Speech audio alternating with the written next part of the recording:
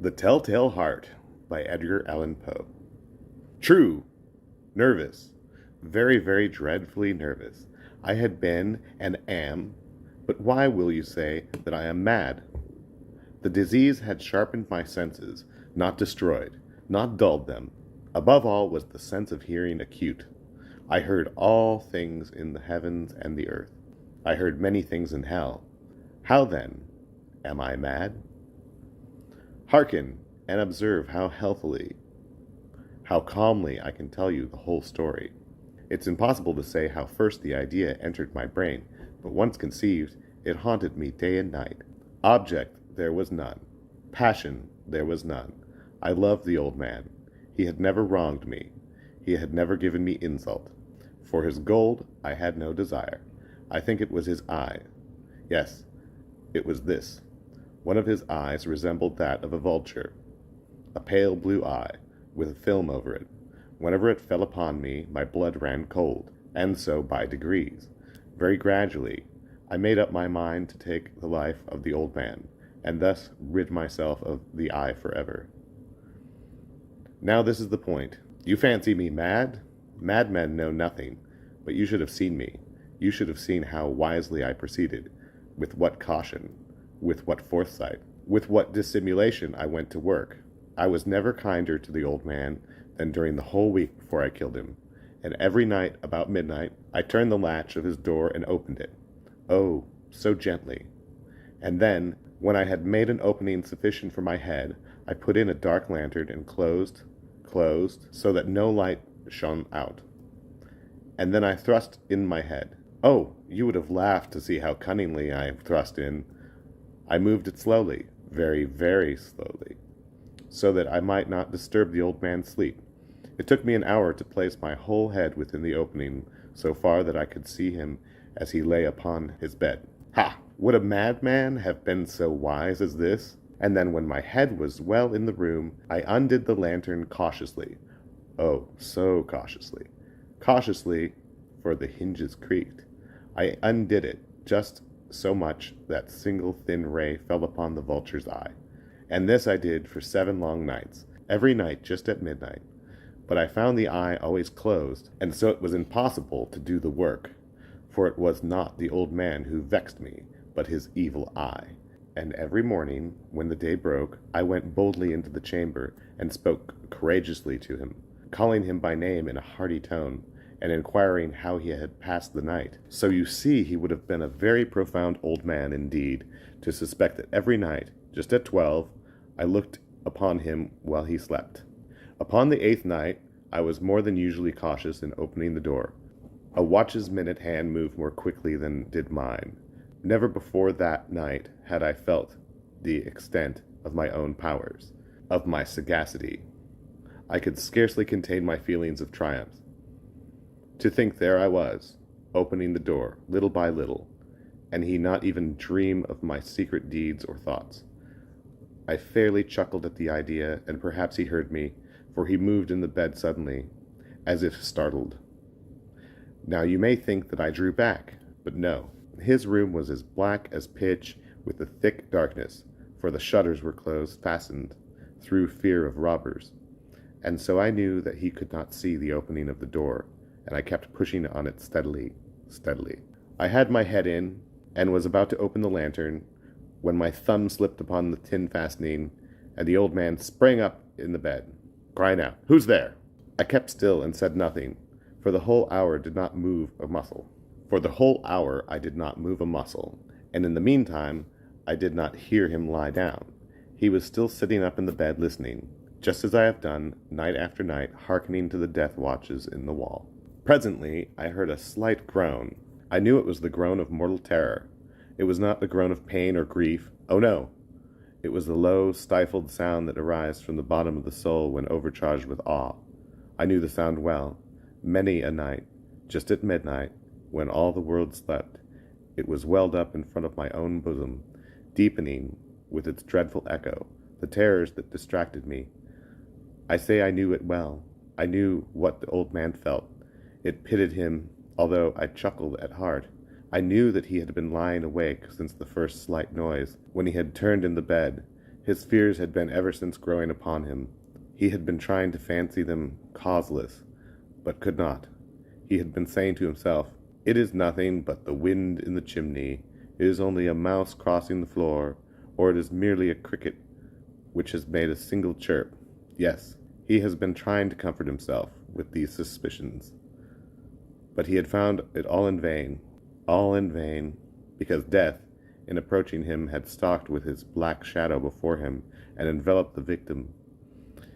And it was the mournful influence of the unperceived shadow that caused him to feel, although he neither saw nor heard, to feel the presence of my head within the room.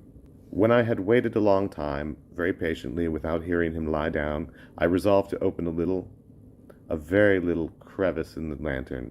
So I opened it. You cannot imagine how stealthily, until at length a single dim ray, like the thread of a spider, shot out of the crevice and fell upon the vulture's eye. It was open, wide open, and I grew furious as I gazed upon it. I saw it with perfect distinctness, all a dull blue, with a hideous veil over it that chilled the very marrow of my bones. But I could not see nothing else of the old man's face or person, for I had directed the ray as if by instinct precisely upon the damned spot. And now have I not told you that what you mistake for madness is but over-acuteness of the senses? Now I say, there came to my ears a low, dull, quick sound, such as a watch makes when enveloped in cotton. I knew that sound well, too. It was the beating of the old man's heart. It increased my fury, as the beating of a drum stimulates the soldier into courage. But even yet I refrained and kept still. I scarcely breathed. I held the lantern motionless. I tried how steadily I could maintain the ray upon the eye. Meantime, the hellish tattoo of the heart increased. It grew quicker and quicker, and louder, every instant. The old man's terror must have been extreme. It grew louder, I say, louder every moment. Do you mark me well? I have told you that I am nervous. So I am. And now at the dead hour of night, amid the dreadful silence of the old house, so strange the noise as this excited me to uncontrollable terror. Yet, for some minutes longer I refrained and stood still. But the beating grew louder. I thought the heart must burst, and now a new anxiety seized me. The sound would be heard by a neighbor. The old man's hour had come. With a loud yell, I threw open the lantern and leaped into the room. He shrieked once only. In an instant, I dragged him to the floor and pulled the heavy bed over him. Then I smiled gaily to find the deed so far done. But for many minutes, the heart beat on with a muffled sound. This, however, did not vex me. It would not be heard through the wall. At length it ceased. The old man was dead. I removed the bed and examined the corpse. Yes, he was stone dead. I placed my hand upon his heart and held it there many minutes. There was no pulsation. He was stone dead. His eye would trouble me no more. If you still think me mad, you will think so no longer when I describe the wise precautions I took for the concealment of the body. The night waned, and I worked hastily, but in silence. First of all, I dismembered the corpse. I cut off the head and the arms and the legs. Then I took up 3 planks from the floor of the chamber, and deposited all between the scantlings. I then replaced the boards so cleverly, so cunningly, that no human eye, not even his, could have detected anything wrong. There was nothing to wash out, no stain of any kind, no blood spot whatever. I had been too wary for that. A tub had caught all. Ha! When I had made an end of these labors, it was 4 o'clock, still dark as midnight. As the bell sounded the hour, there came a knocking at the street door. I went down to open it with a light heart. For what had I now to fear? There entered 3 men, who introduced themselves with perfect suavity, as officers of the police.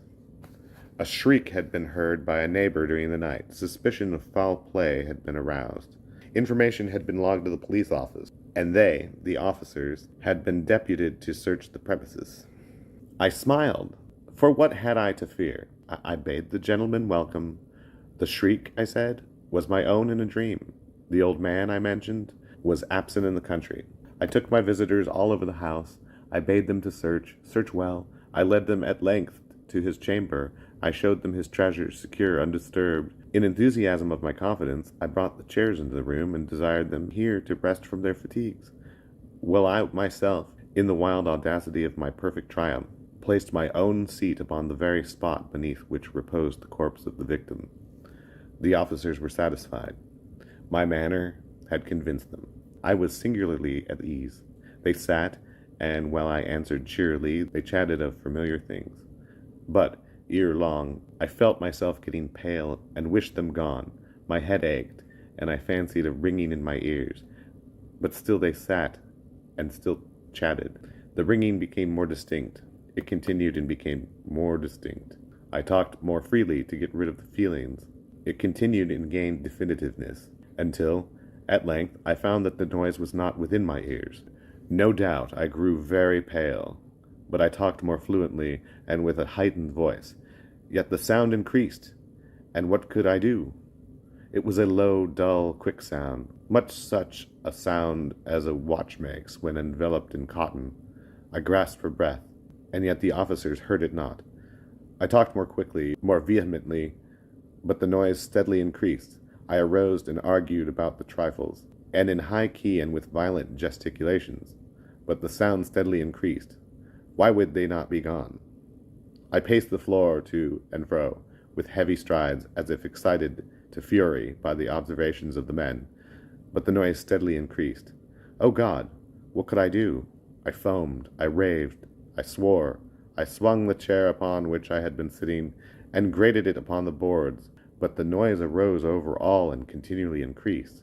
It grew louder, louder, louder, and still the men chatted pleasantly and smiled. Was it possible they heard not? Almighty God! No, no, they heard, they suspected, they knew. They were making a mockery of my horror. This I thought, and as I think, but anything was better than this agony. Anything was more tolerable than this derision. I could bear those hypocritical smiles no longer. I felt I must scream or die. And now, again, hark!